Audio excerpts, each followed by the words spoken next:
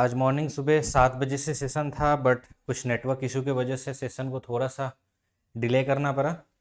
ठीक है, आपको पता होना चाहिए कि मैं बिहार में हूँ, तो बिहार में ये नॉर्मल है। ठीक है, और इसकी आदत डालनी पड़ेगी हमें भी और आपको भी। सही टाइम पे सही काम होता ही नहीं है बिहार में। Yes, okay, everything is fine. So आज से हम लोग स्टार्ट करेंगे AC circuit. Okay, and AC circuit कैसा है? बहुत ही आसान टॉपिक है, बहुत ही इंटरेस्टिंग टॉपिक है और हर जगह यूज़ होता है। चाहे आप किसी भी फील्ड में हो, अगर इलेक्ट्रिकल, इलेक्ट्रॉनिक्स या फिर आप इंस्ट्रूमेंटेशन में हो, तो एसी सर्किट के बिना तो नहीं रह पाओगे।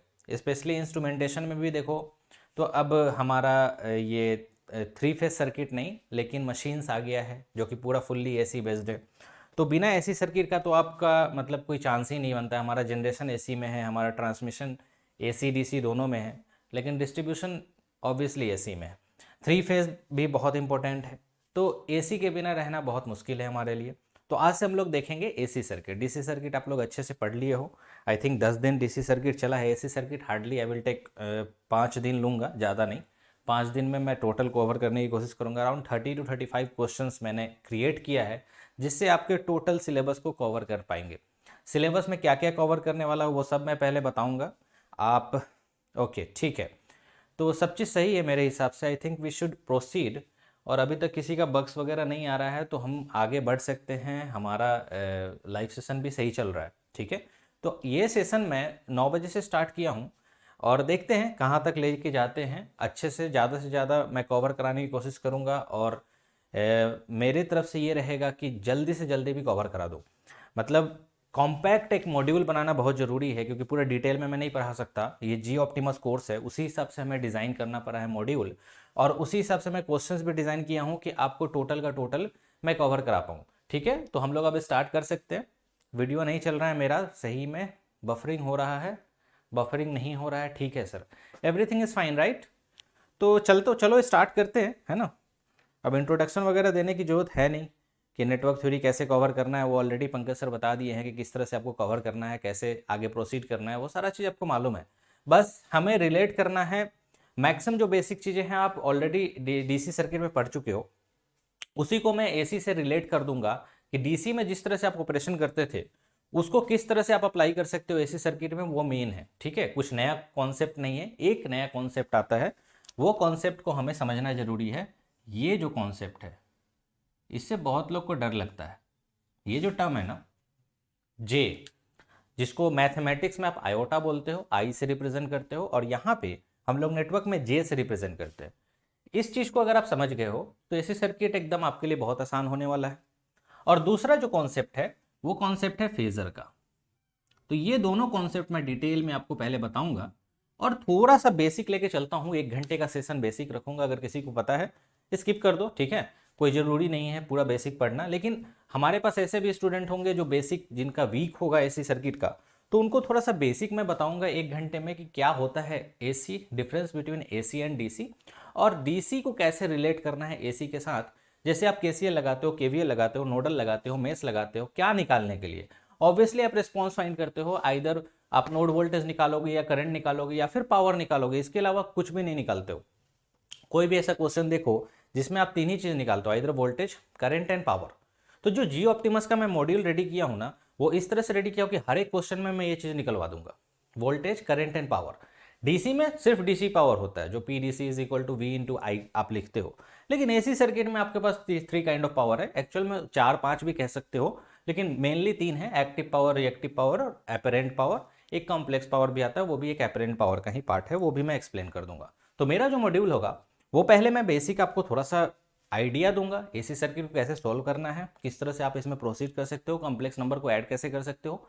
फिर 2 साइनोसाइडल फंक्शन है, सेम फ्रीक्वेंसी है या डिफरेंट फ्रीक्वेंसी है, उसका आप आरएमएस वैल्यू कैसे निकालते हो, और उसका पावर कैलकुलेशन कैसे करते हो। तो ये पूरा मेरा एक मॉड्यूल बना हुआ है, जो कि बस इतना ही है। आप अलग से पढ़ते हो ना, series RLC network, parallel RLC network, bandwidth, quality factor, ये सब डिटेल में मैं एक्सप्लेन नहीं करूंगा, क्योंकि ये जियो ऑप्टिमस कोर्स है, आपको क्वेश्चंस के थ्रू मैं कराऊंगा। तो क्वेश्चंस जो मैं लिया हूं उसमें आपका पूरा रिवीजन होगा, प्रॉपर रिवीजन होगा, और क्वेश्चंस में मैं आपको थोड़ा बहुत कॉन्सेप्ट का एक्सप्लेनेशन भी दूंगा। क्लियर? ठीक है, तो चलो इसको स्टार्ट किया जाए। और आपको जैसा मैं बता रहा हूँ उस तरह से आप प्रॉपर नोट्स बनाइए, ठीक है। नोट्स बनाना बहुत जरूरी है, इस नोट्स को हल्के में मत लेना। ये एक काइंड ऑफ आपका शॉर्ट नोट्स भी बन जाएगा और हम शॉर्ट नोट्स प्रोवाइड भी कर रहे हैं, दोनों चीज़ प्रोवाइड कर रहे हैं। लेकिन आपका खुद का हाथ का नोट्स आपको बनना जरूरी है कि किस तरह से हम बनाते हैं। और उस हिसाब से मैं आपका जो मॉड्यूल क्रिएट किया हूँ, हार्डली 1 से 1.5 घंटा लगेगा हमें पूरा चीज़ एक्सप्लेन करने में। ऑडियो सही है ना? ऑडियो सही है ना? एक बार क्लियर करो, इतना आवाज़ सही है ना? ऑडियो सही है ना? यस, ठीक है, चलो ठीक है। तो ऑडियो सही है, परफेक्ट है। तो चलो मैं स्टार्ट करता हूँ, एसी सर्किट को समझने की कोशिश करते हैं। तो अभी तक आप देखो नेटवर्क थ्योरी में आपने जो पढ़ा है उसका आप डिटेल एक ओवरव्यू अगर मैं लूँ तो बेसिक ऑफ नेटवर्क थ्योरी आपने पढ़ा, जिसमें केसीएल केवीएल नोडल मेश लगाना सीखा। उसके बाद आप उसमें पावर का कॉन्सेप्ट पढ़ा कि किस तरह से हम रेजिस्टेंस के अक्रॉस पावर निकालते हैं। ऑब्वियसली डीसी सर्किट में हमारा जो स्टेडी स्टेट में सिर्फ और सिर्फ जो सर्किट अवेलेबल होता है वो सिर्फ और सिर्फ रेजिस्टिव एलिमेंट होता है।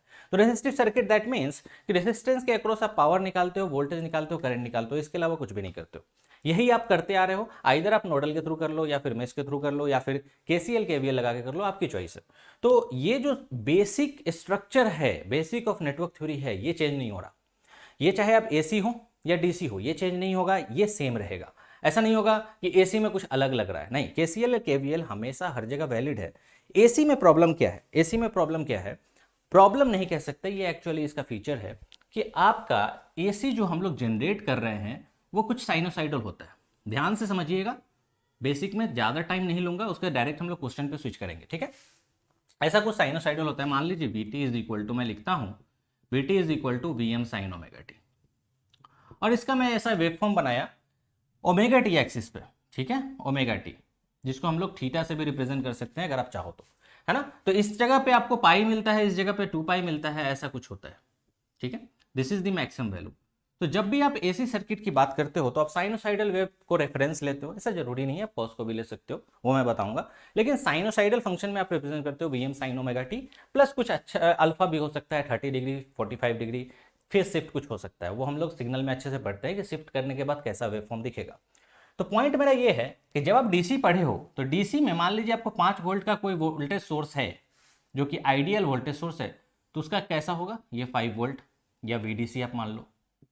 तो यहां क्या हो रहा है, अगर आप टाइम के साथ देखोगे तो आपका जो मैग्नीट्यूड है, दिस इज मैग्नीट्यूड या फिर इंस्टेंटेनियस वैल्यू बोल लो, इज कांस्टेंट, टाइम पे डिपेंड नहीं कर रहा है, कांस्टेंट है। दैट मीन्स कि यहां पे चाहे आप t इज इक्वल टू कुछ भी लो, 5 मिली सेकेंड, 10, 15, 20, जितना मिली सेकेंड लेना है, तो आपको जो वैल्यू मिलने वाला है वोल्टेज का वो कांस्टेंट मिलने वाला है, मतलब कि सेम मिलने वाला है।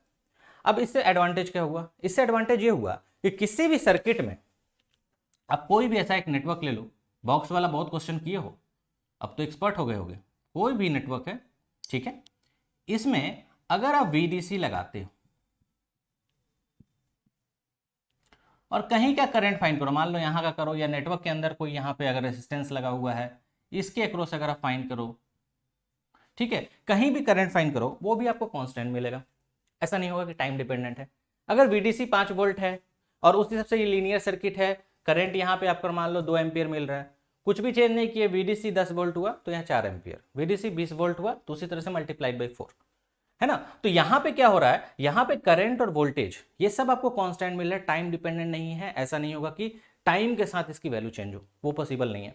तो ये बहुत आसान होता है डील करना, एक्सेप्ट ट्रांजिएंट। ट्रांजिएंट थोड़ा सा टफ हो जाता है, ट्रांजिएंट को छोड़ दो। स्टेडी स्टेट में कोई भी डीसी सर्किट को देखेंगे तो इसी तरह से हम कुछ भी किसी काइंड ऑफ सर्किट है तो उसमें हम केसीएल केवीएल नोडल मेश लगा के या जितने भी नेटवर्क थ्योरम पढ़े हैं उसको लगा के हम इजीली कोई भी रिस्पॉन्स निकाल सकते हैं, चाहे वो वोल्टेज यहाँ का हो या करंट हो या पावर हो। तीन ही चीज निकालते हो ना, कुछ और तो नहीं निकालते हो, या तो वोल्टेज निकालते हो या फिर करंट निकालते हो या फिर पावर निकालते हो, इसके अलावा और कुछ निकालते हो क्या? कुछ भी नहीं निकालते हो। अब इसको निकालने का तरीका डिफरेंट हो सकता है, कोई चाहेगा कि हम केसीएल से निकाल ले, कोई चाहेगा केवीएल से निकाल ले, कोई चाहेगा नोडल से निकाल ले, मेश से निकाल ले, या नेटवर्क थ्योरम यूज करके, थेवेनिन थ्योरम यूज करके, रेसिप्रोसिटी थ्योरम यूज करके, जो भी थ्योरम लगता है उस थ्योरम को यूज करके हम जल्दी से जल्दी निकाल ले। तो ये कैसे पता चलेगा आपको कि कौन सा लगाना है? वो होता है प्रैक्टिस पे डिपेंड करेगा कि प्रैक्टिस आप जितना अच्छा करोगे, जितना ज्यादा आप सर्किट को सोल्व करोगे, उतना ही आपको समझ में आएगा यार यहाँ पे अगर मैं नोडल लगाऊं बहुत जल्दी निकल जाएगा, यहाँ पे मेश लगाऊं जल्दी निकल जाएगा, केसीएल से तो और आसान हो जाएगा। अच्छा एक काम करो ना, इसको नेटवर्क थ्योरम से देखते करके। तो ये जो आता है कॉन्सेप्ट बिल्डअप होता है, ये प्रैक्टिस से होता है। तो यहाँ पे आप वैरायटी जितना है, मैक्सिमम वैरायटी आपको पंकज सर करा दिया, एटलीस्ट हमको लगता है कि 60 क्वेश्चंस आप लोग ऑलरेडी कर चुके हो। डिफरेंस कहाँ आता है एसी सर्किट में, यहां देखो इंस्टेंटेनियस वैल्यू हमेशा चेंज होगा, किसी भी टाइम के लिए आपकी वैल्यू सेम नहीं है, चेंज हो रही है। दैट मीन्स कि अगर कोई एसी सर्किट है, मान लो कोई नेटवर्क है हमारे पास ऐसा, और इसमें हमारा अगर एसी वोल्टेज लगा हुआ है, एसी वोल्टेज का रिप्रेजेंटेशन ऐसा होता है, एट एनी टाइम आप प्लस माइनस ले सकते हो, दिस इज वीटी, है ना, ऐसा है। तो अगर मैं आपसे पूछूं कि बताओ भैया t is equal to 5 millisecond पे यहाँ पे करंट कितना है, t is equal to 10 millisecond पे यहाँ पे करंट कितना है, या t is equal to 20 millisecond पे यहाँ पे पावर कितना है, तो वहां क्या होगा, हमेशा आपका टाइम डिपेंडेंट होगा। दैट मीन्स कि रिस्पॉन्स, चाहे वोल्टेज हो, करंट हो या फिर पावर हो, किसी के अक्रॉस आप निकालोगे वो हमेशा टाइम डिपेंडेंट होगा, मतलब कि टाइम पे डिपेंड करेगा। तो ये हमारे लिए चैलेंजिंग पार्ट है। अब हम सर्किट सॉल्व कैसे करें, एक लड़का आया वो बोलता है सर हम t is equal to 5 millisecond पे करेंगे, t is equal to 5 millisecond पे उसका रिस्पॉन्स अलग आएगा। एक लड़का बोला नहीं हम टी इज इक्वल टू 0 पे हम स्टार्ट करेंगे, टी इज इक्वल टू 0 लेके वो रिस्पॉन्स फाइंड किया तो कुछ अलग आया। एक आया जो बोला t is equal to 10 millisecond पे हम करके एक सर्किट बनाकर उसके बाद हम करेंगे।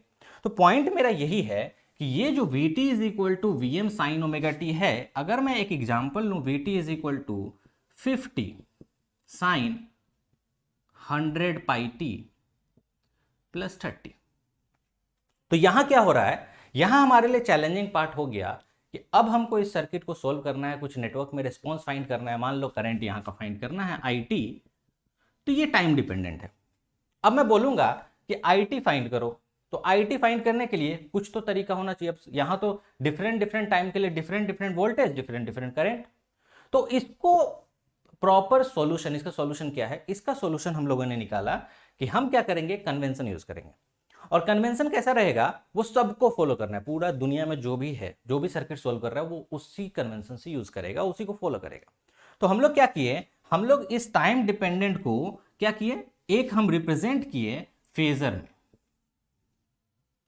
डर गए होंगे बहुत लोग फेजर से, मतलब कि इसको हम रिप्रेजेंट कर दिए एक फेजर में, और उस फेजर से हम पूरे सर्किट को सोल्व किए, और फिर फेजर के थ्रू हम अगेन रिवर्ट बैक कर लिए इस तरह से। अगर साइन में है तो फेजर में हम रिप्रेजेंट किए, फेजर में हम रिस्पॉन्स फाइंड कर लिए, जो हम बेसिक पढ़े हैं इधर उससे, इधर KCL KVL नोडल मेश जो भी आप थ्योरम्स पढ़ते हो सब वैलिड है।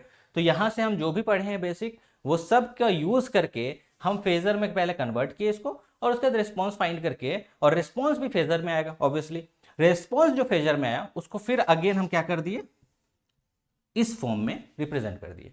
तो इसी को बोलते हैं फेजर रिप्रेजेंटेशन। तो फेजर रिप्रेजेंटेशन जरूरी क्यों है, अगर देखो यहां पे इंस्टेंटेनियस वैल्यू चेंज नहीं होता, टाइम पे डिपेंडेंट नहीं होता, तो क्या फेजर की जरूरत पड़ती, नहीं पड़ती।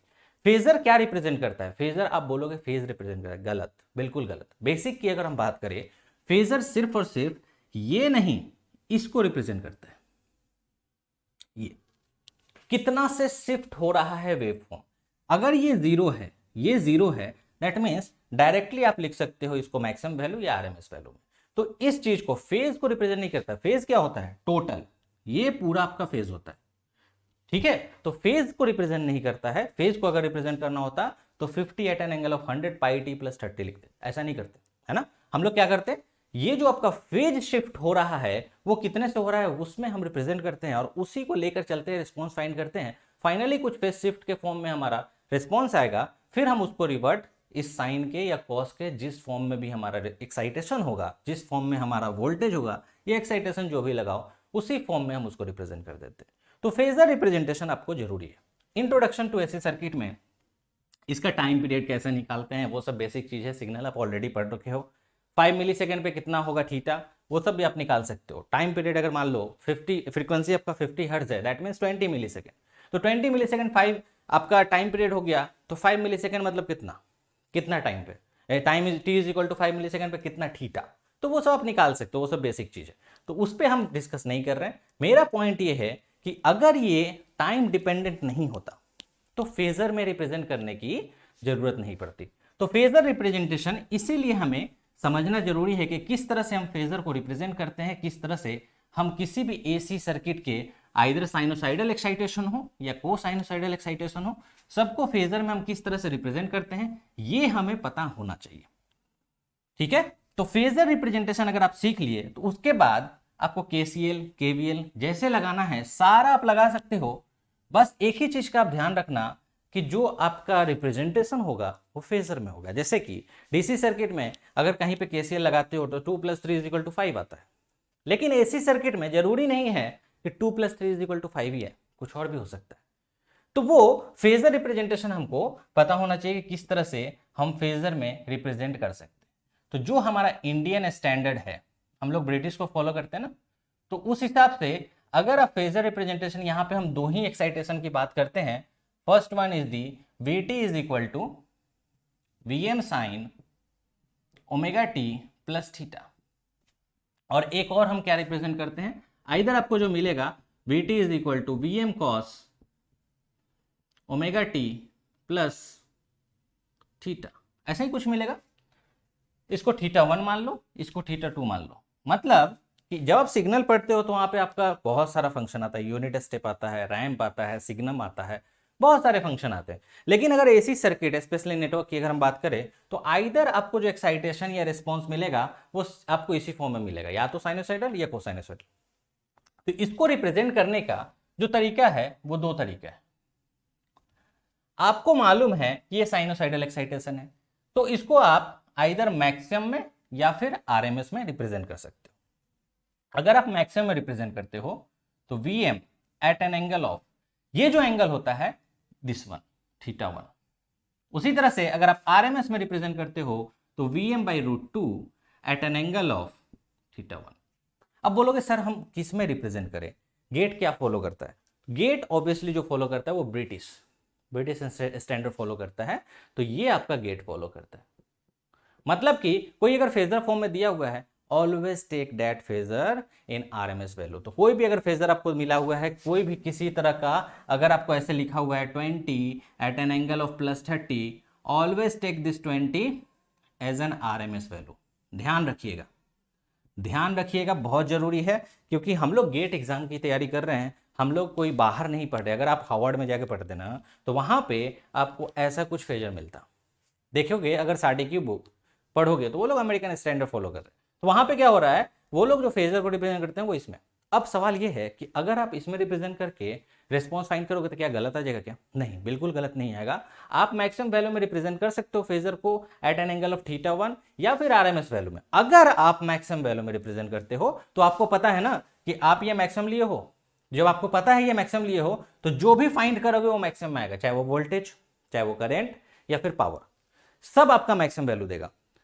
आप जब किसी साइनोसाइडल फंक्शन को आरएमएस में रिप्रेजेंट करते हो तो आरएमएस आपको पता है ना कि आप आरएमएस में रिप्रेजेंट कर रहे हो, तो जो भी आपको वैल्यू मिलेगा वो आरएमएस में मिलेगा, चाहे वो वोल्टेज हो, नोड वोल्टेज कहीं का, या फिर करंट हो, या फिर पावर हो। Power is equal to VRMS IRMS, power की अभी हम बात नहीं करते। उसी तरह से अगर आपको एक्साइटेशन ऐसा भी तो दे सकता है, जरूरी थोड़ी ना है कि आपको साइन में ही दे, कॉस में भी तो दे सकता है। तो आप देखोगे बुक में कॉस को रेफरेंस मानते हैं, साइन को कोसाइन में चेंज करके फिर फेजर में लाते हैं। जरूरी नहीं है, जरूरी नहीं है, ऐसा बिल्कुल नहीं सोचना है। अपने को जिसमें दिया हुआ है, जिसमें एक्साइटेशन दिया हुआ है उसी में हम रखेंगे और उसी में हम फेजर में रिप्रेजेंट करें। हमें पता है ना कि ये साइनोसाइडल एक्साइटेशन है, तो साइनोसाइडल एक्साइटेशन है, दैट मीन्स कि जो रिस्पॉन्स मिलेगा वो भी साइनोसाइडल होगा। अगर यहाँ कोसाइनोसाइडल होता तो रिस्पॉन्स मिलता वो भी कोसाइन में होता। तो हमें मालूम है, इसलिए कोई टेंशन नहीं है। मालूम नहीं होता तो क्या, मान लो अगर ऐसा कुछ दिया हुआ है और फिर आपको बोलता कि बताओ ये कॉस है कि साइन में है, तो बाय डिफॉल्ट इसको कॉस में लेना है। तो मैं लिखाऊंगा A to Z बात लिखा दूंगा, बस मैं आपको बता रहा हूं कि किस तरह से फेजर में हम रिप्रेजेंट करते हैं, ये एंगल क्यों आया। अब जो भी आप रिप्रेजेंट करते हो फेजर में उसको तोड़ने आना चाहिए, ये भी एक बात है। तो उससे पहले अगर कोसाइन में है तो नो प्रॉब्लम, हमको पता है ये कोसाइन में है, तो हम इसको किस में रिप्रेजेंट कर सकते हैं, either Vm at an angle of θ2 maximum value में, या फिर हम ऐसे भी लिख सकते हैं Vm/√2 eight an angle of θ2। हमारे ऊपर है, चॉइस हमारी है, क्योंकि हमें ये मालूम है दैट मीन्स कि इधर मैक्सिमम में या आरएमएस में, जिसमें हमको मर्जी हम रिप्रेजेंट करेंगे। अगर हम मैक्सिमम में एक्साइटेशन को रिप्रेजेंट करते हैं दैट मीन्स जो भी हम रेस्पॉन्स सर्किट में फाइंड करेंगे वो सब मैक्सिमम वैल्यू देगा, और अगर हम आरएमएस में करते हैं तो जो भी हम रेस्पॉन्स फाइंड करेंगे वो आरएमएस में देगा। तो पहला पॉइंट आप ये लिख लो, this is very important first point. अगर सेकेंड होगा तो नो प्रॉब्लम, हम इस तरह से भी रिप्रेजेंट कर सकते हैं। गेट जो फॉलो करता है वो सिर्फ ये फॉलो करेगा, ठीक है। तो ये सब हमारा बेसिक चीज है जो हमको पता होना चाहिए किस तरह से हम रिप्रेजेंट करते हैं। एक बार हमको रिप्रेजेंटेशन मालूम चल गया तो उसके बाद हमको क्या दिक्कत है, फिर हम डीसी में पूरा पढ़े हुए हैं, सर्किट को कैसे सोल्व किया जाता है हम पढ़े हुए हैं, जो छोटी छोटी कॉन्सेप्ट को हम वहां से रिलेट करेंगे और रिलेट करने के बाद आपको बताएंगे, फिर हम अच्छे अच्छे क्वेश्चंस भी लेंगे, ठीक है। तो आपको बिल्कुल भी एसी सर्किट से डरना मत, बहुत ही आसान है। एसी सर्किट में अक्सर लोग मात खा जाते हैं, उनको समझ में नहीं आता कैसे निकालना है, सब बताऊंगा, ठीक है। यहां बस एक ही चीज तो आया, जो आप डीसी में लिखते हो 20 वोल्ट, वो यहां लिखोगे 20 एट एन एंगल ऑफ 30। जो आप डीसी में करंट लिखते हो 5 एम्पियर, वो यहां लिखोगे 5 एट एन एंगल ऑफ -45। तो वो जो एंगल आ रहा है उस एंगल से खेलना अगर आपको आ गया तो फिर डीसी और एसी में डिफरेंस कहां है? कोई डिफरेंस नहीं है। वो फेजर जो आप लिखते हो उसका फेजर डायग्राम बनाने आ गया तो फिर डीसी और एसी में डिफरेंस क्या है? कुछ भी नहीं। बाकी जितना सर्किट है सब वैसे ही सॉल्व होगा। समझ में आ रहा है? तो ये चीज आपको पता होना चाहिए। तीसरा जो पॉइंट मैं लिखाने वाला हूं, तीसरा पॉइंट बहुत इंपॉर्टेंट है कि अगर V इज इक्वल टू मान लो 20 एट एन एंगल ऑफ +45 दिया हुआ है, तो पहला क्वेश्चन ये आता है, पहला क्वेश्चन जो आता है, क्वेश्चन नहीं लिखो, इंपॉर्टेंट पॉइंट लिख लो। इंपॉर्टेंट पॉइंट में ये जो 20 है इज आरएमएस वैल्यू, पहला पॉइंट ये है। फटाफट में लिखाता हूं, ज्यादा टाइम नहीं लूंगा, ठीक है। दूसरा, ये साइन में है या कोसाइन में है, तो ऑलवेज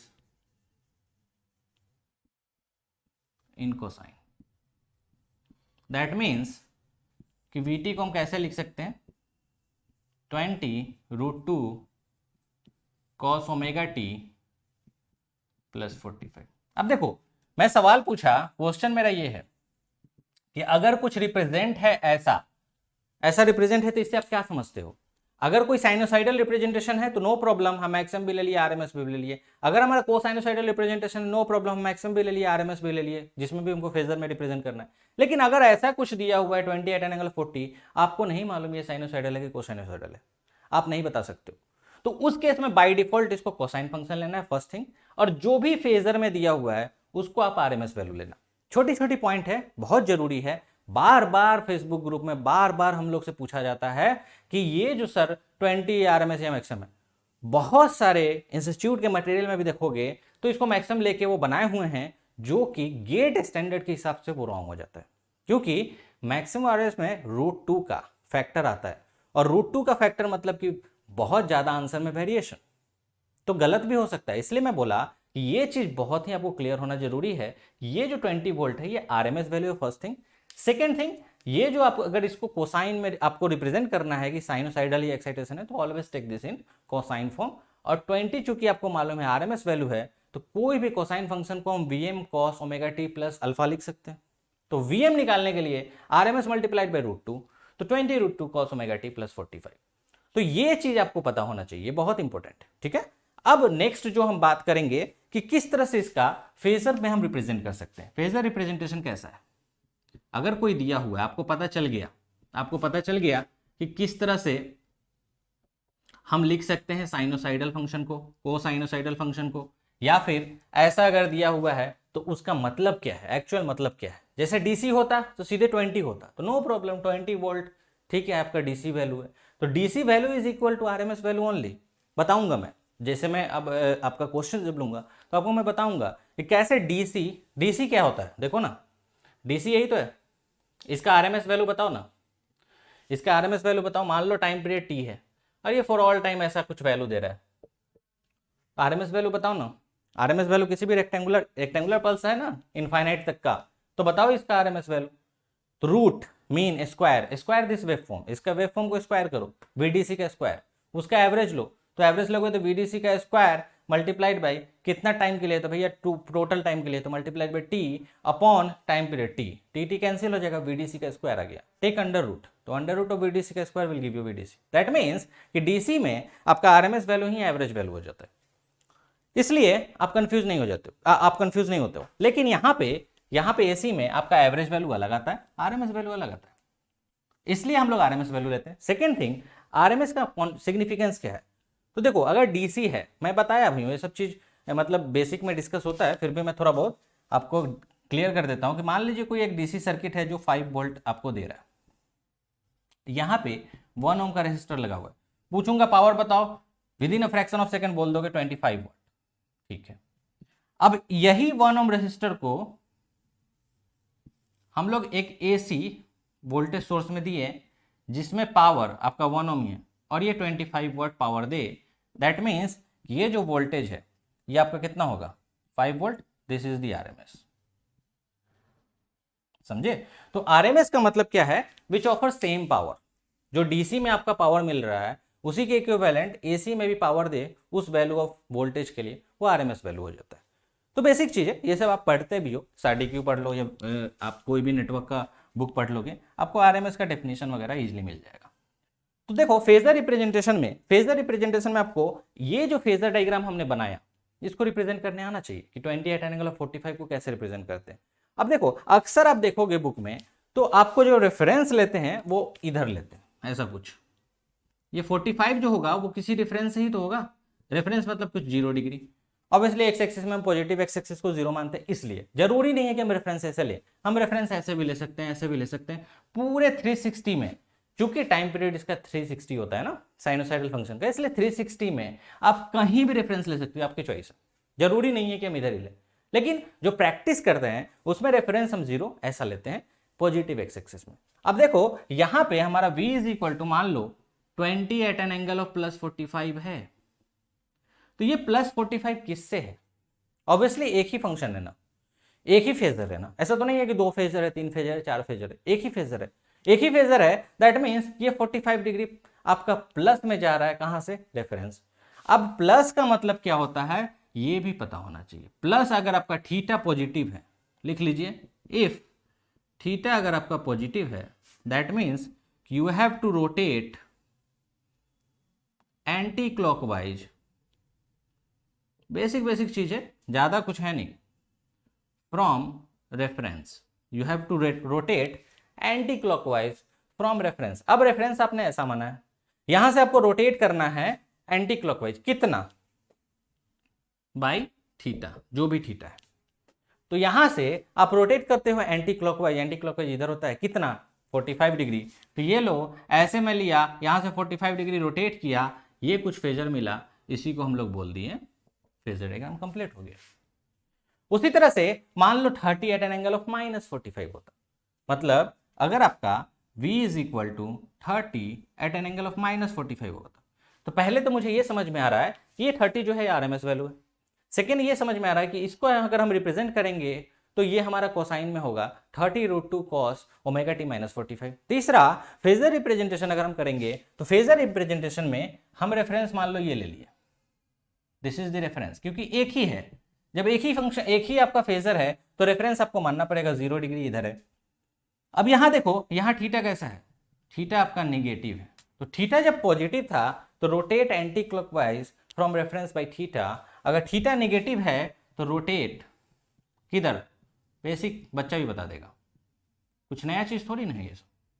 क्लॉकवाइज आपको रोटेट करना है, कहां से? रेफरेंस कितना डिग्री? By theta. तो रेफरेंस ये है, यहां से हमको क्लॉकवाइज रोटेट करना है कितना? तो 45 से, तो ये हमारा v हो गया, ये एंगल 45। अब देखो ध्यान से समझना चीजों को, छोटी छोटी चीजें। यहां पे बहुत लोग देखना -45 लिख देते, यहां पे +45 लिख देते, तो प्लस तो ठीक है, 45 लिखा हुआ मतलब कि +45 ही है। लेकिन यहां पे बहुत लोग देखना जब वो उसको क्लॉकवाइज रोटेट करके लिखते हैं तो -45 लिख देते हैं, और -45 लिख देते हैं, दैट मीन्स वो गलत है। क्यों गलत है? लॉजिक समझो। ये जो माइनस है ये ऑलरेडी इंक्लूड हो गया है ये क्लॉकवाइज में, minus sign is already included in this clockwise. Minus का मतलब है आपको क्लॉकवाइज रोटेट करना है, तो क्लॉकवाइज में जब हम क्लॉकवाइज रोटेट कर चुके तो माइनस तो इंक्लूड कर दिए ना, तो फिर हम माइनस में क्यों लिखे? अगर कुछ ऐसा फेजर दिया हुआ है और आपको इसका फेजर रिप्रेजेंटेशन करना है तो ऑब्वियसली आप जो लिखोगे 30 एट एन एंगल ऑफ -45 ही लिखोगे ना। तो माइनस आप कैसे पता किए कि माइनस है? क्योंकि रेफरेंस से आप देख रहे हो क्लॉकवाइज रोटेट है, दैट मींस कि थीटा विल बी माइनस। तो ऐसा मत करना, रिप्रेजेंटेशन है -45। देखना इंस्टीट्यूट के, बहुत इंस्टीट्यूट के मटेरियल में आपको माइनस करके प्लस को माइनस, माइनस को प्लस करके अलग अलग ऑप्शन बना देते हैं। वो प्रैक्टिस मत करो, क्योंकि जो स्टैंडर्ड प्रैक्टिस है ना वो नहीं है। गेट एग्जाम में जब आपका क्वेश्चन आएगा ना, वो यहाँ पे माइनस माइनस का झंझट नहीं रखेगा। उसको मालूम है कि ये आपका क्लॉकवाइज आप रोटेट कर रहे हो 45 डिग्री से, ठीक है। क्लॉकवाइज का मतलब है minus, rotate clockwise by 45 degree, that means कि minus is already included in clockwise. Rotate anti clockwise from reference, that means कि प्लस इज ऑलरेडी इंक्लूडेड, ठीक है। तो प्लस में लिखो या ना लिखो, प्लस में तो कोई इशू नहीं है, लेकिन माइनस यहां मत कर देना। क्लियर। अब इसी में एक और कॉन्सेप्ट आ जाता है, आपको समझ में आ गया किस तरह से हम फेजर रिप्रेजेंट कर रहे हैं। अब एक आपका मान लो ऐसा कुछ है, रिप्रेजेंटेशन पता होना चाहिए कि किस तरह से रिप्रेजेंट कर रहे हैं, किसकी क्या वैल्यू है, कैसे हमको रिप्रेजेंटेशन करना है, वो सब पता होना चाहिए। उसके बाद आता है लैग लीड का कॉन्सेप्ट, जो मैं बता दूंगा, वो बड़ा चीज नहीं है, बहुत लोग को मालूम होगा, बस मैं एक रिवीजन करा रहा हूँ, गो थ्रू करा रहा हूँ। फिर मैं जब क्वेश्चन लूंगा ना, फिर आपको समझ में आएगा कि मैं क्या बोल रहा हूँ। लेकिन क्वेश्चन से पहले मैं पावर कैलकुलेशन भी बताऊंगा, क्योंकि हर दिन थ्योरी पढ़ के कोई फायदा नहीं है। क्वेश्चन करना, क्वेश्चन प्रैक्टिस करना, ये ज्यादा मायने रखता है, और क्वेश्चन प्रैक्टिस बहुत अच्छे से होना चाहिए। अब देखिए ध्यान से, अगर V1 is equal to 20 at an angle of plus 45 and V2 is equal to 30 at an angle of minus 30, ऐसा कुछ है। आपसे बोल रहा है पहला, ड्रॉ फेजर डायग्राम। तो फेजर डायग्राम आप ड्रॉ तो कर लोगे, कोई बड़ी चीज नहीं है, लेकिन जब आप ऐसे देखते हो कुछ लिखा हुआ, तो पहला आप नोटिस हमेशा करना, जो मैं बता रहा हूं पॉइंट, पहला कि जो रिप्रेजेंटेशन है वो किस में है, आरएमएस वैल्यू में। दैट मीन्स कि आपका 20 एंड 30 ये कैसा है, आरएमएस वैल्यू है, फर्स्ट थिंग। दूसरा, अगर हमको V1 का इक्वेशन लिखना है टाइम वाला, तो हम क्या लिख सकते हैं, 20√2 cos omega t plus 45 cosine में, और V2t is equal to 30√2 cos omega t minus 30। तो ये पता होना चाहिए कि ये जो ऐसे फेजर रिप्रेजेंटेशन है, उसका अगर हमको कोसाइन या साइन फंक्शन लिखना होगा, तो कॉस में ही हम रिप्रेजेंट करेंगे, कॉस को रेफरेंस मानते हैं, ठीक है। लेकिन मैं पहले बताया था कि साइन में रहे तो साइन में ही फेजर बना लो, कॉस में रहे तो कॉस में ही फेजर बना लो, वो अलग चीज है, समझ रहे हो। लेकिन यहाँ पे अगर कोई फेजर है, आपको नहीं मालूम नहीं ये साइन है या कॉस में है, तो ऑलरेडी कॉस में रिप्रेजेंट करो। तो ये दो चीज आपको समझ में आ गया कि आरएमएस वैल्यू में दिया हुआ ऐसा, ये दो आप हमेशा जब भी आप फेजर देखो एक बार बोल लिया करो, अच्छा ये जो है आरएमएस है, और ये इसका कोसाइन फंक्शन में रिप्रेजेंटेशन हमको करना है। अब तीसरा चीज आता है फेजर डायग्राम। तो देखो ये जो आपका प्लस 45 माइनस 30 है, ये किसी ना किसी रेफरेंस से ही तो होगा, ऐसा तो नहीं है कि रेफरेंस बिना रेफरेंस का होगा, है ना कहीं के विथ रेस्पेक्ट टू क्या, वो पता होना चाहिए ना। तो हम रेफरेंस के थ्रू ही बनाते हैं ऑब्वियसली। हम मान लो रेफरेंस यहां पे माने ये 0 डिग्री पे, मुझे बताओ V1 है 20 at an angle of plus 45, theta कैसा है, पॉजिटिव। थीटा पॉजिटिव का मतलब क्या हुआ, रोटेट किधर, क्लॉकवाइज, कितना एंगल से, 45 डिग्री से। कहां से, रेफरेंस से। तो क्लॉकवाइज रेफरेंस से हम जैसे ही रोटेट करेंगे, कितना, 45, हमको सीधे यहां जो V1 मिलेगा वो कितना मिलेगा, 20। अब यहां पे देखना फेजर डायग्राम में 20√2 भी लिख देते हैं, गलत फेजर नहीं है, अमेरिकन स्टैंडर्ड फॉलो करोगे तो 20√2 मिलेगा। यहां हम लोग ब्रिटिश स्टैंडर्ड फॉलो करते हैं, तो उसमें हमारा 20 आरएमएस वैल्यू में रिप्रेजेंट करते हैं फेजर को, ठीक है। तो कंफ्यूज मत होना। दूसरा, अगर V2 की बात करो, यहां पे कैसा है, थीटा माइनस 30, तो किससे माइनस 30, तो ऑब्वियसली हमको समझ में आ रहा, माइनस देख के हम समझ गए कि हमको रोटेट करना है क्लॉकवाइज, और रोटेट क्लॉकवाइज करना है कि कहां से, तो रेफरेंस से। तो रेफरेंस से हम क्लॉकवाइज रोटेट करेंगे कितना डिग्री, तो 30 डिग्री, माइनस मत लिख देना, गलत प्रैक्टिस है वो, ठीक है। लिख दोगे तो कोई ऐसा नहीं है तुम्हारा मार्क्स काट लेगा, चाहे वो ईएस है या गेट, तो ऑब्वियसली आपका न्यूमेरिकल बेस्ड है, लेकिन कहीं रिटर्न में भी लिख दोगे माइनस, तो ऐसा नहीं है मार्क्स काट लेगा, लेकिन वो गलत प्रैक्टिस है, समझ रहे हो। क्लॉकवाइज हम जब बोल दिए, that means minus already include हो गया। अब ये जो गेम है, इसी में आप लैगलेट करते हो, ऐसा तो नहीं है कुछ अलग में लैगलेट करते हो कि भाई अब पूछेगा आपसे कि बताओ ये लैग कर रहा है कि लीड कर रहा है कि क्या कर रहा है। तो लैग लीड कोई बड़ा चीज तो है नहीं, मैं आपको पहले भी बताया हूं कि जब भी लैग लीड का बात हो, किसी एक जगह खड़ा हो जाओ, और खड़े होके आप फेजर को रोटेट करा दो, और आप भी रोटेट हो जाओ। तो फेजर को रोटेट कैसे कराना है, हमेशा एंटी क्लॉकवाइज रोटेट करो, हमेशा, चाहे वो आप 3 फेज सर्किट है या आपका सिंगल फेज सर्किट है, हमेशा रोटेशन आपका जो पॉजिटिव सीक्वेंस होगा वो एंटी क्लॉकवाइज होता है। बोलोगे सर ऐसा क्यों लेते हैं, तो इसका कोई भी फिजिकल सिग्निफिकेंस नहीं है कि ऐसा क्यों लेते हैं, बस एक कन्वेंशन बनाया गया है। अब पूछेंगे ना कि आप करंट का direction opposite to flow of electron क्यों लेते हैं, कोई मतलब का है नहीं ना, तो उस हिसाब से कन्वेंशन एक बनाया गया ताकि सब लोग उसी को फॉलो करें और कंफ्यूजन ना हो, क्योंकि यहाँ पे आप क्लॉकवाइज भी रोटेट कर सकते हो, एंटी क्लॉकवाइज भी। तो अब हम कैसे लैग लीड पता करें, तो हम क्या करेंगे, ये जो फेजर है, रेफरेंस को हटा दो, ये जो फेजर है, ठीक है, इसी में मैं आपको कॉन्सेप्ट ऑफ लैग लीड बता देता हूं। ये जो फेजर है V1 एंड V2, अब आपसे पूछेगा बताओ कौन लैग कर रहा है कौन लीड कर रहा है, तो लैग लीड जो होगा वो बाई सम एंगल ही तो होगा, तो ये एंगल कितना हो जाएगा 45 30, कितना हो जाएगा 75। और दूसरा एंगल देखो, एक ये भी एंगल है जो बना रहा है, ये कितना होगा 360 माइनस 75। दो ही एंगल है, इसके अलावा तो कोई एंगल नहीं बनेगा इन दोनों के बीच में। तो अब अगर आपको लैग लीड का कॉन्सेप्ट समझना है, सिंपल है, आसान भाषा में बता रहा हूं, कुछ भी नया नहीं है। ये V1 है, ये V2 है, आपकी मर्जी, आप कहां खड़ा होना चाहते हो। आप बोलोगे सर हम V1 पे खड़ा होना है, नो प्रॉब्लम, यहीं खड़ा हो जाओ। आप बोलोगे सर V2 पे हमको खड़ा होना है, ठीक है, यहीं खड़ा हो जाओ, जहां खड़ा होना है खड़ा हो जाओ, और खुद को भी रोटेट कराओ और पूरे फेजर को एंटी क्लॉकवाइज रोटेट करा दो। बहुत ही आसान, इससे आसान तरीका नहीं होगा समझने का लैग लीड का, ठीक है। एंटी क्लॉकवाइज आपको रोटेट करना है, यहां पे खड़े हो जाओ और इसको रोटेट कराना शुरू कर दो, किधर, एंटी क्लॉकवाइज।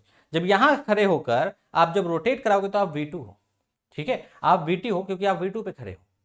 और उसके बाद आप देखोगे, तो जब आप सामने देखोगे तो आपको समझ में आएगा कि ये ऐसे रोटेट कर रहा है और हम भी इसके साथ रोटेट कर रहे हैं, तो V1 हमसे आगे दिख रहा है।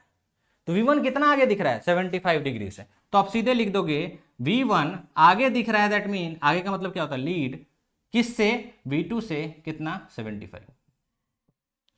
तो जब आप आगे देखते हो ना, आगे देखते हो तो आपको समझ में आता है, यहां जब आप खड़े होकर आगे देखते हो और ये रोटेट कर रहा है ऐसे एंटी क्लॉकवाइज, तो आपको V1 आगे दिखता है, कितना एंगल से 75 डिग्री से, तो V1 लीड V2 बाई 75।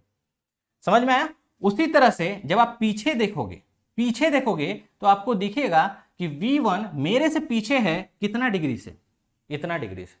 यहां पे आप खड़े हो और ये रोटेट हो रहा है, जब आप पीछे मुड़ के ऐसे देखे तो पीछे मुड़ने पे आपको दिख रहा है कि यहां V1 है, तो मेरे से पीछे कितना V1 है, तो 360 माइनस 75। दैट मीन्स कि आप यहां पे बोल सकते हो V1 लैग किससे, V2 बाई 360 माइनस 75। कुछ भी नया नहीं है, एंटी क्लॉकवाइज आप रोटेट कराना सीख लो और कहीं पे भी खड़े हो जाओ, एक बार यहां खड़े हो जाओ, एक बार यहां खड़े हो जाओ, और जो आएगा उसको आप लिख सकते हो। अब देखो यहां भी बुक में या फिर आप इंस्टीट्यूट के मटेरियल में देखोगे तो वो क्या करेंगे ना, यहां -75 लगा के इसको लैग लिख देंगे, एक नया ऑप्शन बना देंगे। फालतू है वो सब, मत करो वो सब। गेट एग्जाम कभी भी उस तरह से फालतू चीजें नहीं करता है, वो आपको बस कंफ्यूजन कराने के लिए ऐसा करते हैं, -75 कर देंगे और यहाँ लैग कर देंगे, आप कंफ्यूज हो रहे हो प्लस माइनस में। अरे यार तुम खुद सोचो, हम लोग ये सब क्यों पढ़ रहे हैं, किसी कॉम्प्लेक्स सर्किट को सॉल्व करने के लिए, अब उसमें प्लस माइनस करके क्यों कंफ्यूज कर रहे हो, कोई मतलब का नहीं है। तो प्रैक्टिस नहीं है वो, बेस्ट प्रैक्टिस नहीं है, कभी भी गेट एग्जाम में ऐसा नहीं पूछेगा। तो आप हमेशा ध्यान रखिएगा, जो एंगल आएगा हमेशा प्लस में लो, ठीक है। लैग लीड ऑलरेडी आपका प्लस माइनस कर रहा है, क्लियर। तो इस तरह से आप अगर एक बार V2 पे खड़े होते हो तो यहां पे आपको समझ में आएगा कि इस जगह खड़े होके हम रोटेट करा दिए इसको, तो रोटेट कराए तो हम देख रहे हैं इधर आगे देख रहे हैं, तो V1 आगे है कितना से, तो 75 से। जब हम पीछे देख रहे हैं तो V1 पीछे हमको दिख रहा है कितना से, इतना से। तो यहां बैठ के तो आप समझ गए। दूसरा बार में आप यहां भी तो खड़े हो सकते हो, तो जब आप यहां खड़े होगे V1 पे और फिर आप एंटी क्लॉकवाइज रोटेट कर रहे हो, तो आपका आंख एक बार इधर देखेगा एक बार इधर देखेगा। जब आपका आंख आगे दिखेगा तो उसको आगे दिख रहा है एक V2 कितना डिग्री से, तो 360 माइनस 75, तो उसको आगे दिखा V2 लीड V1 जहां आप खड़े हो कितना से, बाई 360 माइनस 75। समझ में आया। तो आपको समझ में आ गया कितना से, यहां खड़े होकर जब आप आगे देखते हो तो आगे ऐसे देखते देखते देखते देखते आपको दिखता है अच्छा V2 यहां पे है कितना डिग्री पे, इतना हमसे आगे दिख रहा है। और एक बार जब आप पीछे दिखते हो तो खुश हो जाते हो, आप बोलते हो अरे यार V2 तो मेरे से पीछे है, कितना पीछे है, तो 75 डिग्री। तो V2 लैग V1 बाई 75, खत्म हो जाता है लैग लीड, कुछ नया नहीं है। तो बेसिक चीज है जिसका आपको कंफ्यूजन हमेशा रहेगा। जब हम क्वेश्चन लेंगे तो आपको समझ में आएगा कि एक ही क्वेश्चन में किस तरह से हम इस सब के साथ आपको खिलाना सिखाएंगे, वोल्टेज करंट पावर निकालना। तो आप इजी समझ जाओगे कि अरे यार ऐसे सर्किट ऐसे ही फालतू का बहुत ज़्यादा कन्फ्यूजन सब क्रिएट किया हुआ, तो कुछ भी नहीं है। लीड लैग खत्म हो गया ना, एक बार यहाँ खड़ा हो एंटी क्लॉकवाइज रोटेट करा देना बस। एंटी क्लॉकवाइज रोटेशन बहुत जरूरी है। एंटी क्लॉकवाइज अगर रोटेट नहीं कराओगे, क्लॉकवाइज कराओगे तो सब उल्टा आ जाएगा। तो ये चारों ऑप्शन सही है, उस चारों ऑप्शन में से कोई एक ऑप्शन हो सकता है। या फिर MSQ आ गया है, MSQ आ गया है, ध्यान रखना। तो ये चारों लिखने आना चाहिए। MSQ आने से क्या हो गया, मल्टीपल सिलेक्ट आंसर हो सकता है। मतलब कि मल्टीपल आंसर आपको हो सकता है, या तो ये दे दे तो आपको दोनों आंसर मारना होगा। समझ में आ रहा है? तो ऑप्शन चेक करना भी आना चाहिए कि किस तरह से। चारों ऑप्शन का प्रैक्टिस करो, जब भी आपको लैगलिट का बात हो इस चारों का प्रैक्टिस करना है, किसी एक का प्रैक्टिस नहीं करना। इतना में कोई दिक्कत है तो बताओ, इतना में कोई दिक्कत है तो बताओ। मेरे हिसाब से नहीं होना चाहिए।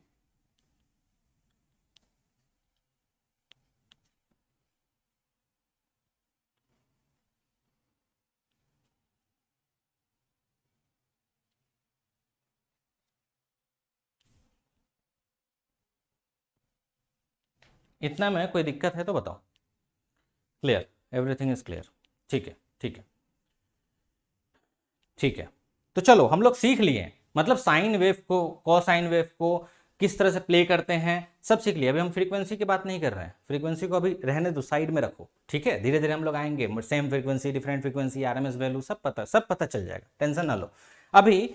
अब देखो, मान लो आपके पास कोई क्वेश्चन है, v1t is equal to 20 sine omega t plus 60 और v2t is equal to -10 cos omega t plus 45। अब आपसे पूछ रहा है बताओ लैग लीड का। लैग लीड समझ गए तो एंगल बिटवीन v1 v2 तो निकाल ही लोगे ना, कोई बड़ा चीज तो है नहीं। एंगल बिटवीन v1 v2, तो ये सभी क्वेश्चन ही मैं करा रहा हूँ, लेकिन बेसिक आपका स्ट्रक्चर एक बिल्डअप करा रहा हूँ। फिर जब क्वेश्चन लूंगा तो फिर देखना बहुत मजा आएगा। अभी क्वेश्चन नहीं लड़े, सब बेसिक चीजें। तो यहाँ देखो, यहाँ पे आपके पास बहुत सारा मेथड है। एक तो आप क्लास 12 में पढ़ते हो ट्रिग्नोमेट्री, ट्रिग्नोमेट्री वाला मेथड भी बहुत अच्छा मेथड है। ट्रिग्नोमेट्री में आपको पता होना चाहिए साइन को कोसाइन में कैसे करते हैं, कोसाइन को साइन में कैसे करते हैं, ये माइनस को कॉस के अंदर कैसे लेंगे, साइन कितना लिखेंगे, तो वो सब आपको पता होना चाहिए। तो ट्रिग्नोमेट्री वाला जो प्रैक्टिस है वो 12 तक ठीक था, कोई इशू नहीं है, उससे भी निकल जाएगा। दूसरा तरीका क्या है, दूसरा तरीका है कि इसको तोड़ के भी आप कर सकते हो फेजर फॉर्म में। फेजर फॉर्म में लिखने के लिए दोनों को साइन में आपको लाना पड़ेगा, या फिर दोनों को कॉस में लिखना पड़ेगा। समझ में आ रहा है? मतलब कि इसको या तो इसको कॉस में लिख लो या फिर इसको साइन में लिख लो, दोनों को सेम रेफरेंस में ले आओ और फिर उसका फेजर डायग्राम बना लो और फेजर डायग्राम रेफरेंस से निकाल लो। तो दूसरा तो वो तरीका है। तीसरा तरीका जो है वही मैं डिस्कस करूंगा, जो आप प्रैक्टिस करो, क्योंकि ये क्रैश कोर्स, जी ऑप्टिमस कोर्स मतलब क्या हुआ कि क्वेश्चंस के थ्रू जो फास्ट आंसर आप निकाल पाओ। तो फास्ट आंसर निकालने का मतलब क्या हुआ कि आप ये प्रैक्टिस करो। ऐसा कुछ हम लोग प्लेन लेते हैं, ठीक है, this is plus cos sine minus cos minus sine. तो प्लस माइनस का ये जो झंझट है और जो हमको एक को सेम रेफरेंस में लाने का जो झंझट है वो खत्म हो गया, इसी से खत्म हो गया। क्योंकि प्लस कॉस रहेगा तो यहां ले आएंगे, इसको रेफरेंस मान लेंगे, माइनस कॉस रहेगा तो यहाँ इसको रेफरेंस मान लेंगे, प्लस साइन रहेगा तो इसको रेफरेंस मान लेंगे, माइनस साइन रहेगा तो इसको रेफरेंस मान लेंगे। समझ में आया? तो ये चीज आई थिंक सही है ना, उल्टा लिख दिया हूं मेरे हिसाब से, यहां प्लस कॉस होगा, please correct me. Yes, this is plus sine, sine 90 plus theta cos theta होता है ना ये, हाँ हाँ ठीक है, यस हाँ। तो यहां पे साइन 90 प्लस थीटा, मतलब थीटा प्लस 90 जो करते हैं तो कॉस थीटा आता है, इसलिए हम ऐसा प्लस साइन प्लस कॉस, ये दो पता है तो बाकी दोनों निकल जाएगा। तो यहाँ पे रेफरेंस जो भी हो, यहाँ पे देख लो ये प्लस साइन में है, ये माइनस कॉस में है, तो अब हमको इसको है ना बार बार सेम रेफरेंस में लेने की जरूरत नहीं है। हम क्या कर सकते हैं, इस वाले फॉर्मूला से, ये जो आपको मेथड बता रहा हूं, इस मेथड से आप कोई भी एंगल निकाल सकते हो, ठीक है।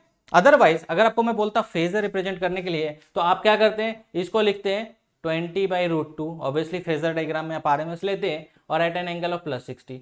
अब इसको अगर लिखना होता तो किस में लिखते हैं, दोनों को तो सेम रेफरेंस में लाना पड़ेगा ना, तो इसको या तो साइन में करोगे उसके बाद फेजर में लिखो, या फिर इसको कॉस में कर लो उसके बाद फेजर में लिखो, तभी तो हम एक दूसरे से रिलेट कर पाएंगे।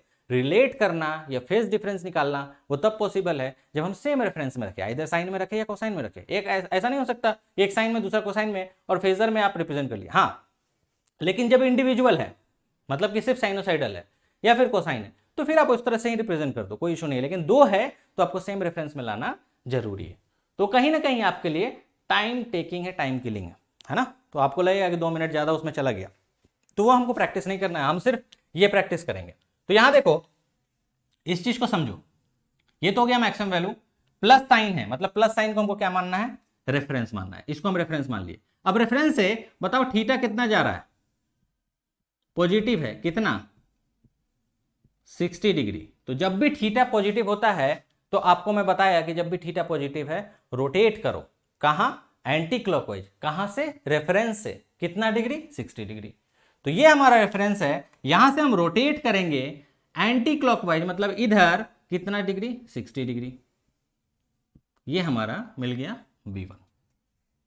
अब V1 का मैग्नीट्यूड क्या लो, तो 20 लोगे तो समझ में आता है कि मैक्सिमम वैल्यू में लिए हो, आरएमएस में लेना होगा तो 20/√2 लोगे। मैग्नीट्यूड की हम बात नहीं कर रहे, हम एंगल निकाल रहे हैं, ठीक है। तो इस तरह से आप रोटेट किए, कैसे पता चला कि हमको एंटी क्लॉकवाइज रोटेट करना है, प्लस देख के।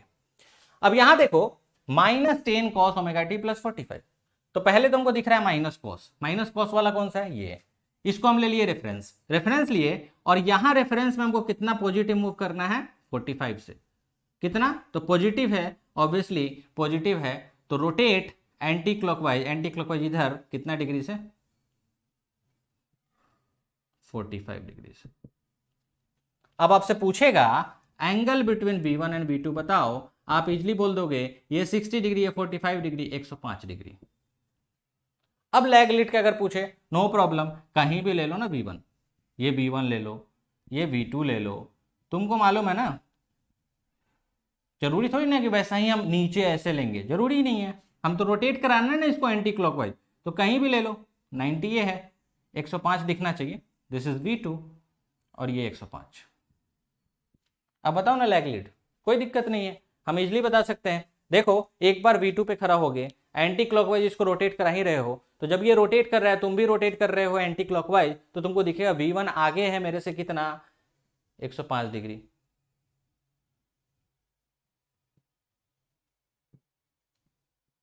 जब तुम पीछे देखोगे तो तुम आगे दिखोगे V1 से कितना, तो भाई 360 - 105 लिख पाओगे, यस बिल्कुल लिख सकते हैं सर, बहुत आसान है।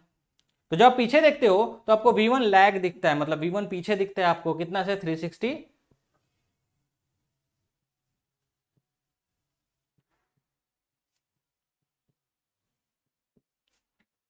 उसी तरह से यहां पे खड़े हो जाओ, एंटी क्लॉकवाइज रोटेट करो, तो आप जब आगे देखते हो तो V2 आपको आगे दिखेगा कितना से, 360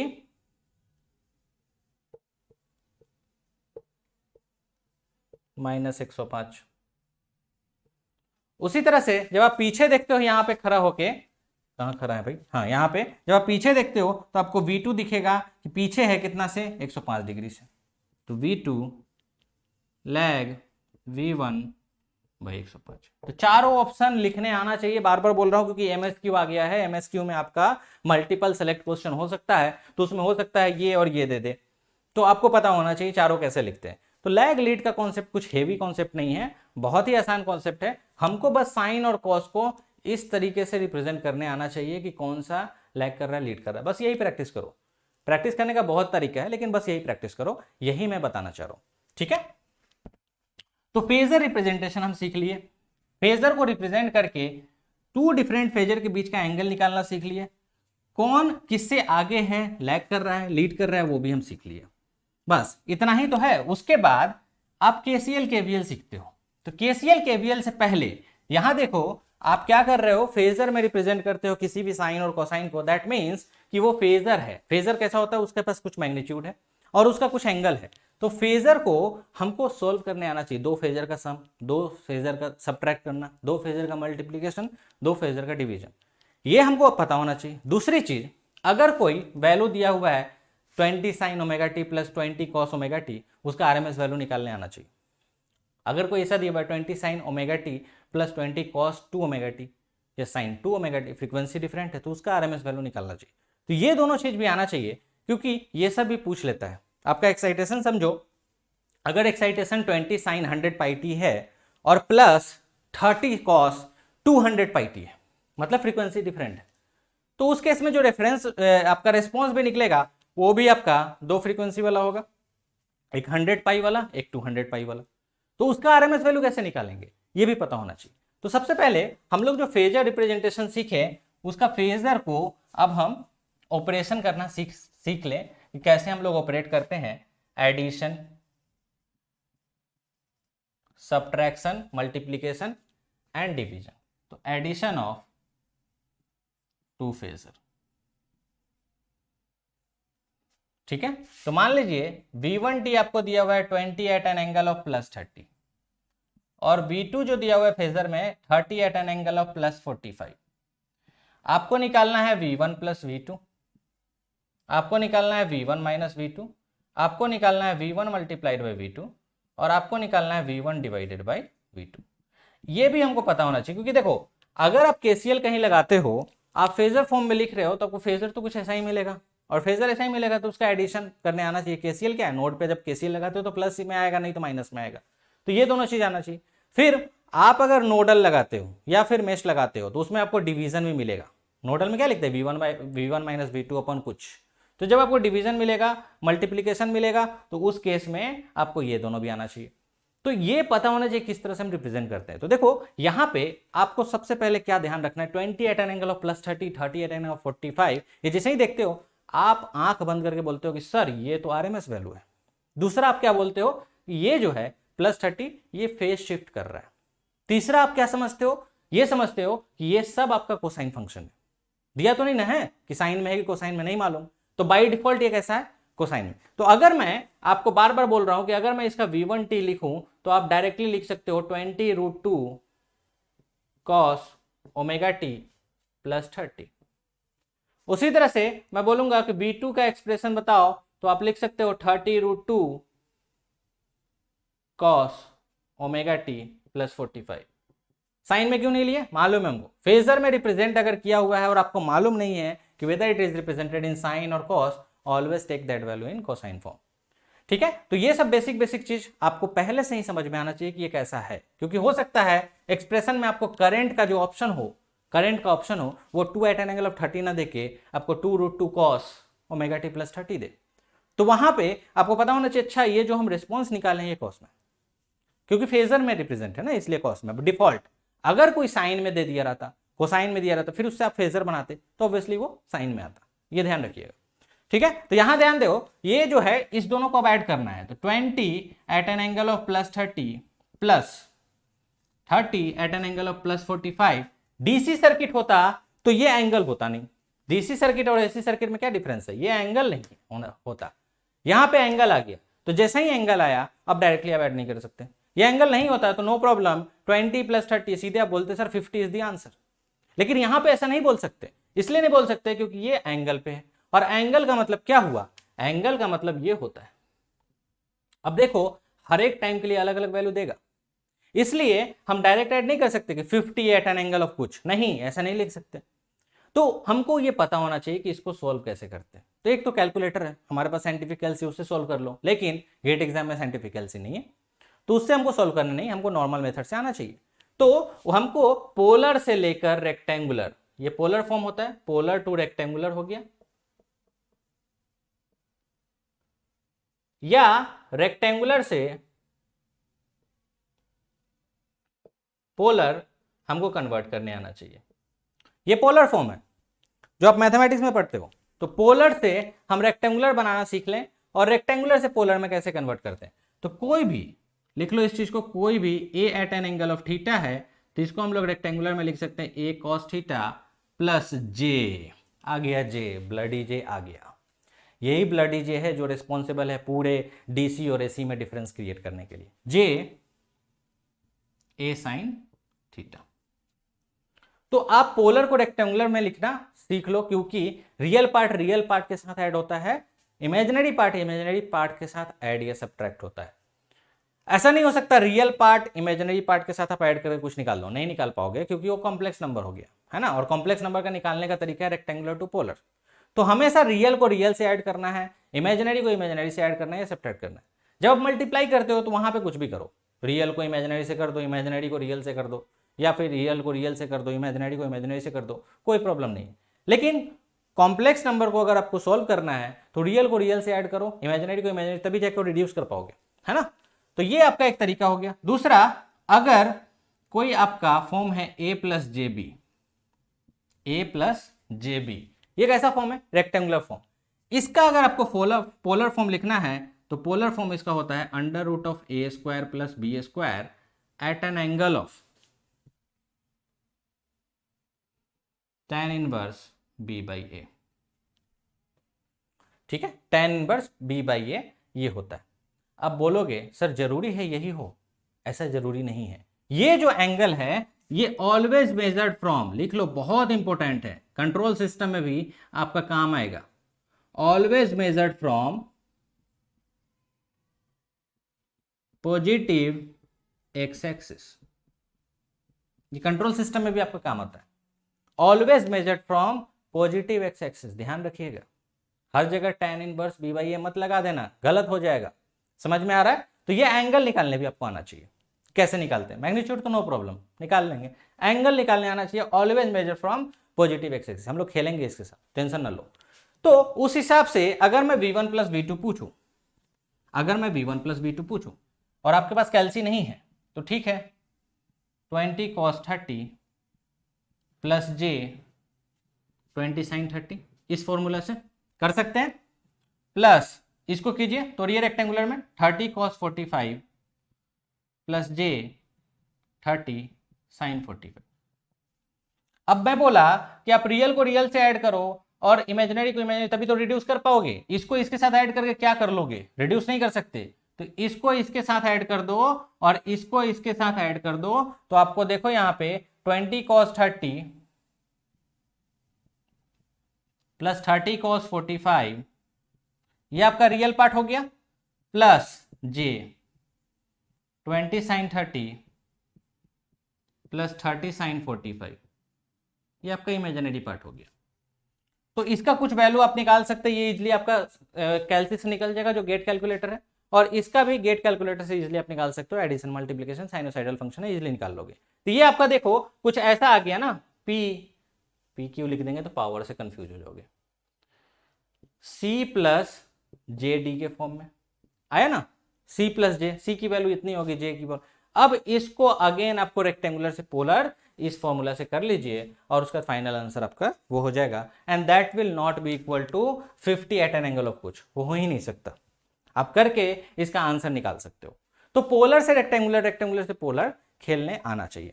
कैसे एडिशन करते हैं, कैसे सब्ट्रैक्शन करते हैं, ये पता होना चाहिए। और ये जो इंपॉर्टेंट मैं बात बताया, tan inverse b by a always measured from positive x axis, ध्यान रखिएगा। अब इस चीज को समझने के लिए एक आप क्वेश्चन ले लो मेरे साइड से, और इसका बताओ एंगल कितना होगा। -2 प्लस जे, -3 ले लेते, 3 प्लस j4, हाँ j4, -3 प्लस j4 का आप एंगल बताइए कितना होगा। ये प्रैक्टिस कराना जरूरी है, क्योंकि यहीं पे आप फंसते हो, और यही छोटी छोटी चीज पे फंसोगे, उसके बाद आपको समझ में नहीं आया कैसे करें। निकालिए -3 प्लस j4,